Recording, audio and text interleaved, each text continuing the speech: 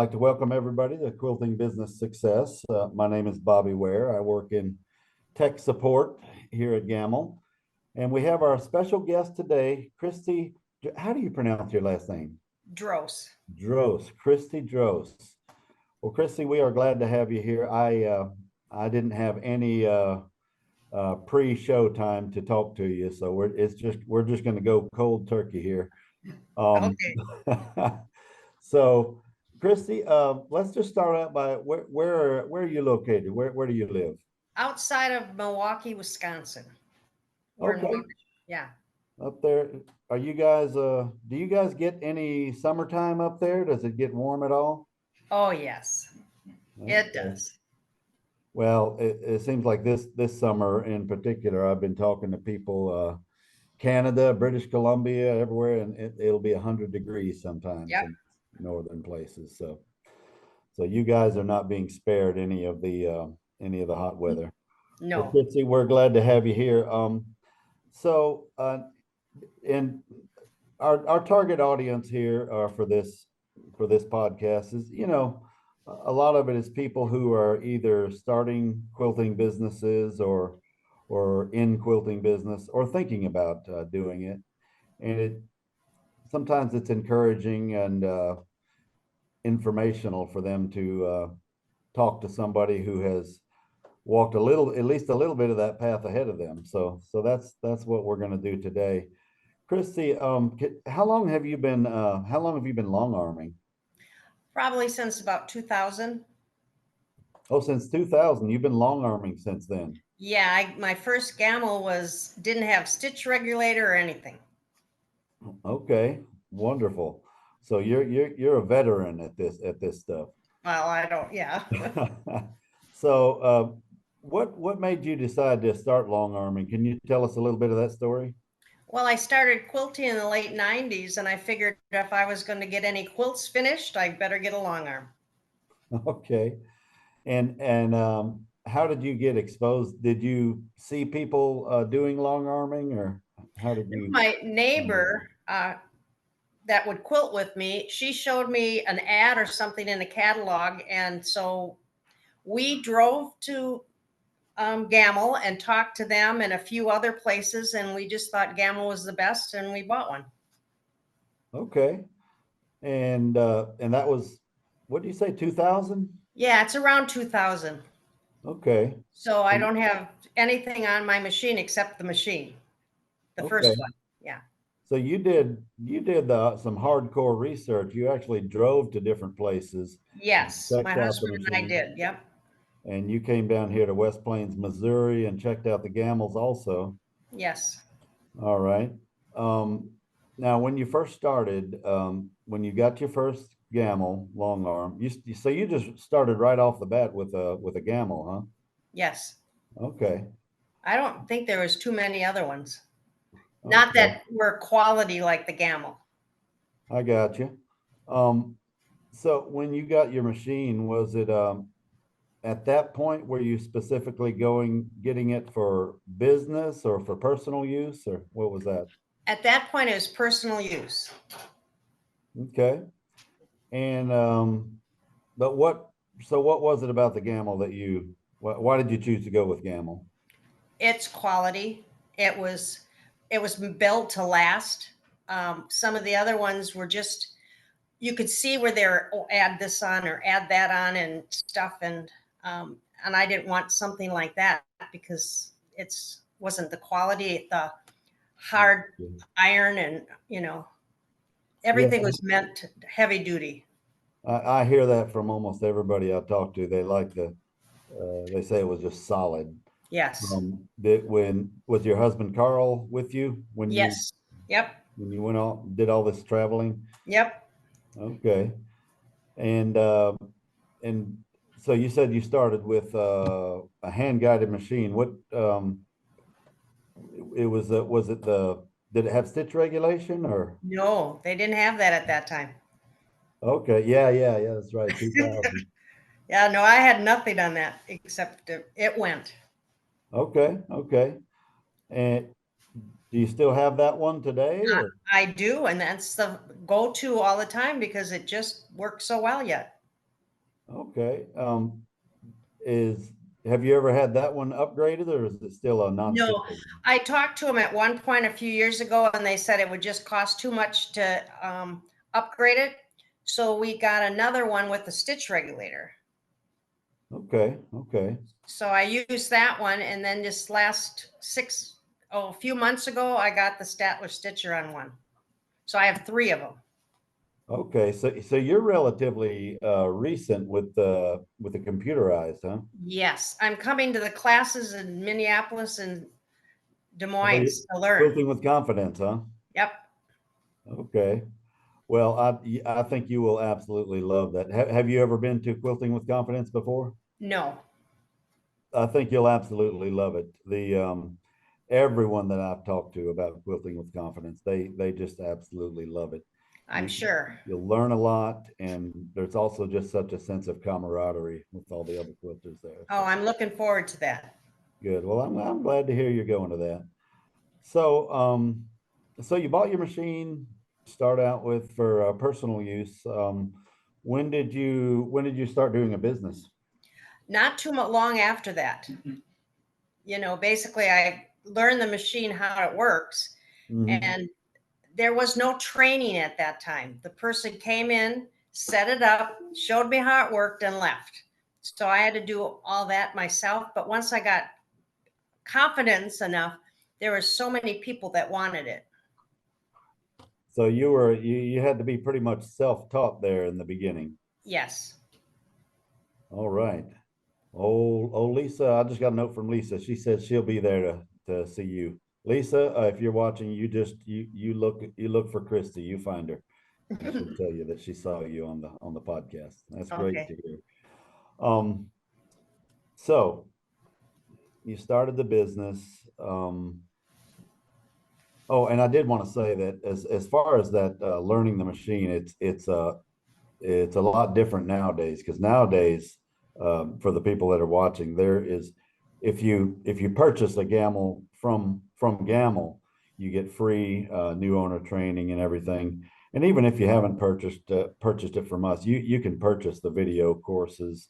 And there's hours upon hours of step by step that tells people how to do that. So And YouTube is really good. You have a lot on YouTube. I've yes, learned a lot now on that. a ton of stuff on YouTube. Yep. Um, okay. Oh yeah. I got a note from some of my higher ups here. If you're interested in quilting with confidence, go to gammill.com/QWC 2024. Gammill.com/QWC 2024. All right. And if anybody needs me to repeat that later, just send me a message on the bottom here. All right, Kristi. So so how did can you tell me a little bit about the path of when you decided to run a business? I mean, how long did it take till you decided to go that path? It And wasn't very long. I would say within 6 months to a year after I got confident, then people knew I had it, and then they'd ask me to start doing theirs. So I okay, started that, and then I gave business cards to quilt shops. okay. It, now, when you first started, did you kind of know if there was enough long arm business available in your area to support I you? had no idea, but I was amazed how much I got. I'd have 35 quilts in my house at one time So to you quilt. you you had business stacked up pretty quickly, huh? Yes. And so when you decided to do the business, did you do any like preparing beforehand, like business type stuff or advertising or researching to see? No. I mean, they didn't have all the computers and all that stuff then as they did now, and I'm not real computer savvy. So it Right. was basically just word of mouth. That's how I got it. And I had some loyal people forever. And at that time, were you involved in quilt guilds or? or did they have? I didn't belong to any quilt guilds, but I taught at some shops and just gave business cards out, and that was enough at that Okay. time. Well, great. So just pure word of mouth from the quilt Yep. shops, a lot of that. Yes. Okay. And most of your advertising, you just kind of passed out cards at that time. Yes. Okay. Um, so when you bought your Gammill at first, you bought it from Gammill? Yes. And how did you come up with the funds to purchase that first machine? Did you just have it, or Um, I guess we had it. I don't remember. Carl probably knows. Yeah, I just looked at him and he said, yeah. Carl gave it to you. I Yeah, got he did. you. He's good to me. I got you. Okay. So during the time that you've been doing, so you've been basically running a business since 2001 or so, uh, with loan Yes, I've officers? been doing people's quilts. I haven't been advertising much lately because I started a studio or a shop. So I do some quilting, but I haven't pushed it to do right now. But now that I got the Statler Stitcher, I want to start really getting more involved in it. Yeah. Have you learned how to operate that pretty well? Well, I've done the edge to edge pretty good. I've got that going, but I haven't done anything specific yet. I'm going to wait for the classes. Okay. Yeah, I and have that enough quilts of my own to do. I got you. I got you. Well, I think you'll find that edge to edge will be your bread and butter, Yes, because you can crank out a lot more quilts on a Statler than you yes. can on a hand guided. So, do you have another job in addition to this, or is this pretty much what I you do? did up until 2009. I worked full time, but then the company was dissolved and I didn't work anymore. Okay. And so since '09, you've just been full-time quilting. Basically that, and then doing the studio now for 10 years. Okay. And what is your studio? What is it? Tell us Windswept about it. quilters, and I have the long arms there, and then I have a big classroom, and I have a room of fabric and notions. Okay. So Okay. we meet for open sews, and I teach there, and then I lecture and teach at guilds. Okay. You teach quilting? Yes, different kinds of quilting. Okay. Okay. And could you tell us about how many hours a week you probably spend doing these things? I'm part-time with that only because I have senior parents. And so it's like every other week I do the studio and every other week I do my parents. Gotcha. One time it was my sister until she passed. Okay. So I Well, don't want to do 24 hour, 10 to 10 or 9 to 9, or I didn't want to do that. right. Well, do you find that you have more freedom to be able to do Yes. that kind of stuff? Yes, I do. Because you Okay. can work real hard for a week and then have time off to enjoy because it's your hours. Yeah, and I think a lot of the people that are watching right now and the people that will be watching this will appreciate that information too, because it's not like a job where you're working for someone else. You Correct. can kind of set your own hours. Yep.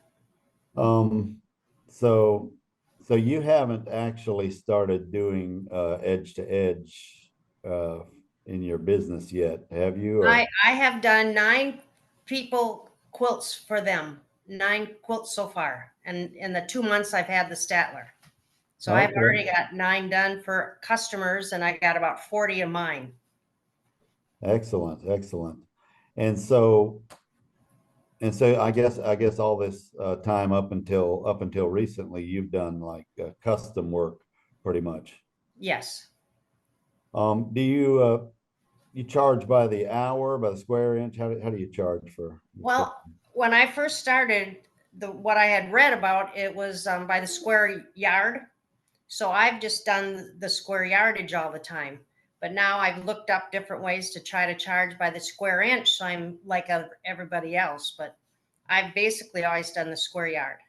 Okay, so the square, so how did that work? What did you Well, charge? like if they wanted meandering and it was tight, small, that would be more money than if they wanted just big meandering, or custom work or something, then it's a different price.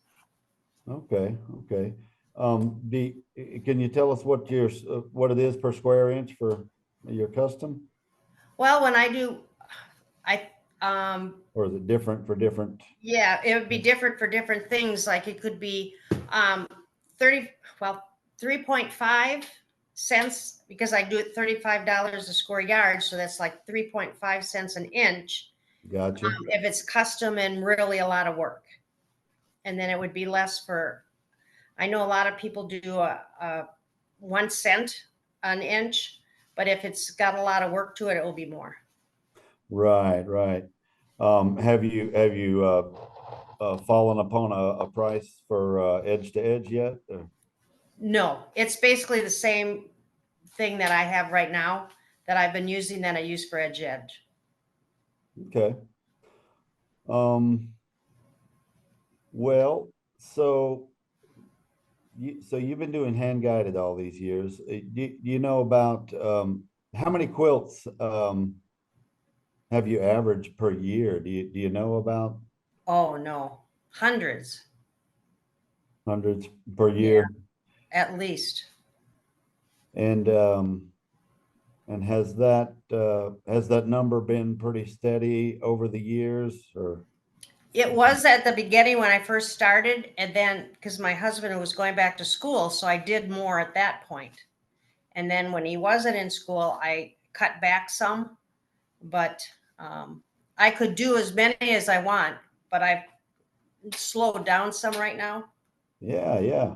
Well, and that's another good thing about the business that you're in. You can slow down when your husband's around, and have more time with your family. Yes. That's awesome. So in your shop, do you provide or sell batting or wide back fabrics or Yes, anything like all that? of that. I Okay, have a lot of wide back fabrics. okay. And do you any other services like piecing, backings, binding, t-shirt quilts or? I have done all of those, for people, custom work. But most of the time they just bring me in theirs and I do theirs. Okay, But I have done the rest. gotcha. Um, how did how did you weather things through the pandemic time, like 2020? Did that slow you down or speed you up? No, I still had people coming to the shop. They'd call and say, "Are you there?" And they'd come in.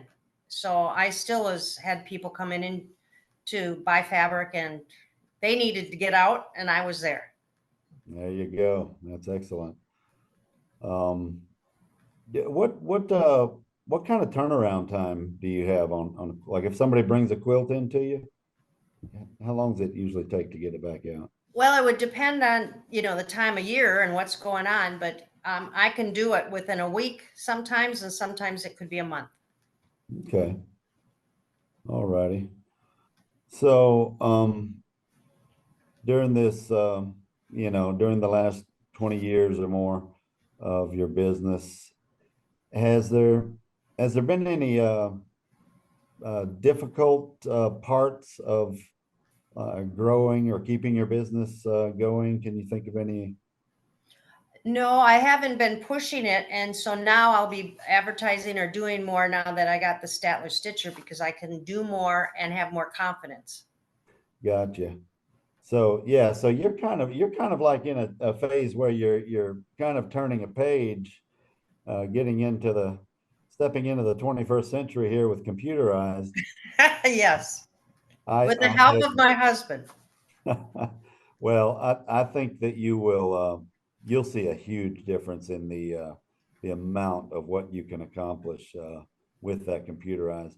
I know there's a lot of people who are in a school of thought where they, if it ain't hand guided, it's not real quilting. But the majority of people that I talk to, they love the Statler, and the Ascend. You can just crank out so much and do it beautifully. Yes. So I think that you will be very happy, especially after you go to that Quilting with Confidence. I'm so glad to hear that you're going to that. Yeah, I am too. I'm looking forward to it. So I probably don't have to ask who's been your biggest cheerleader or support through all this. No. Is it that guy that's standing over to the side of you? Yep, that's him. Carl. Well, that's great. Um, so what would you say is what kind of impact has this I would say, for lack of a better word, a lifestyle that you've chosen of this type of career? What type of impact has this had for you as far as control of your schedule, your money wise? Tell us a little bit about how this business has Well, impacted you. what's nice is when he was at school, I could really crank him out and do it because he wasn't there. And now when he's at work, I can do my stuff and do as much or as little as I want. And it, it's just gives me the freedom. So we can go on vacations and I don't have to worry about not having vacation time. Does Carl do any of the quilting stuff? Oh, Yes. Sometimes we're learning. And so he'd be at the machine and I'd be at the quilt and then we'd switch places. So he's really into it. that's awesome. That's great. Um, with the people that I've talked to, a lot of times husband and wives, they really they play off of each other. They encourage each other and to you know to be Yep. more productive. So that's great. Well, Kristi, can you think of something that you maybe when you first started versus right now? Is there anything that you wish that somebody would have told you when you first started, or something that you didn't know that you wish you would have known? Um, I guess because I didn't get really any formal training because at that time, I don't know. But figuring it out, it's not a hard machine to learn and you just got to get the rhythm in it. And I have enjoyed it all the time. So I have not had a down time. Gotcha. And yeah, and that again just emphasizes the educating yourself on how to use these machines. And I mean I encourage everybody watching that's has any interest in this to visit gammill.com. There are entire courses that video courses that you can purchase. There's a lot of free resources that'll show you how to do things on there. And you can also, and you can call us anytime at Gammill to find out what resources we have for you. Well, Kristi, so it's been 24 years ago or so that you Yeah. got your first Gammill. Um, for the people that are watching, what advice would you give to somebody who would like to get on this path that you've gotten on? And do you think it's possible to be successful in this day and age in 2024? What would you say to the people watching? Oh, yes. If you started, you'd be there's so much out there and so many people that like piecing and don't like quilting that they pay to get it done just so their quilts get done because they don't want to do that. They like the piecing part. And I hear that all the time. So if you offer that service, you're going to be successful. You just got to make sure you listen to the people and do a good job. I wanted to ask you, over the time that you've been doing this, have you had any uh, issues where you've had to deal with difficult to deal with people, and how have you dealt with that? Basically, I've only had a couple people that were difficult. Somebody had pictures and you couldn't quilt the pictures, but you could quilt around them. And I would tell them, if you do that, it's going to bub out. And they told me to do it anyway. And then they got mad that it turned that way, and I had to rip the whole thing out, and I just gave it back to them. And I said, then you do it. But that's the only one that I really know that I warned her ahead of time, but she wanted it anyway and then didn't like it. So I just ripped it out just to make her happy. And, I didn't want to have bad feelings, but Right. we can do so much. So do you think communicating with your customer is pretty important, like beforehand? Yes. You got to ask them what they want. Gotcha. Well, Kristi, I think I've reached the end of my questions here. And I want to thank you very much for sharing your journey with us. You're welcome. I know there's a lot of people that will have some good takeaways from what you've shared with us. And I wanted to ask you, if anybody would like to get in touch with you or your business, do you have any means of them getting in touch with you? You can get my email at kdroese, DROESE @gmail.com. Okay. kdroese@gmail.com. Yes. KDROESE Yes. @gmail.com. Okay. All right. Well, Kristi, thank you so much. And wish you best of luck with your new Statler journey. And anybody that has not been to Quilting with Confidence, I encourage you to go there and meet Kristi. And with that, I think we're going to go ahead and end the show tonight. Okay. And happy quilting, everybody. Thank you very much. Thank you very much. Bye-bye.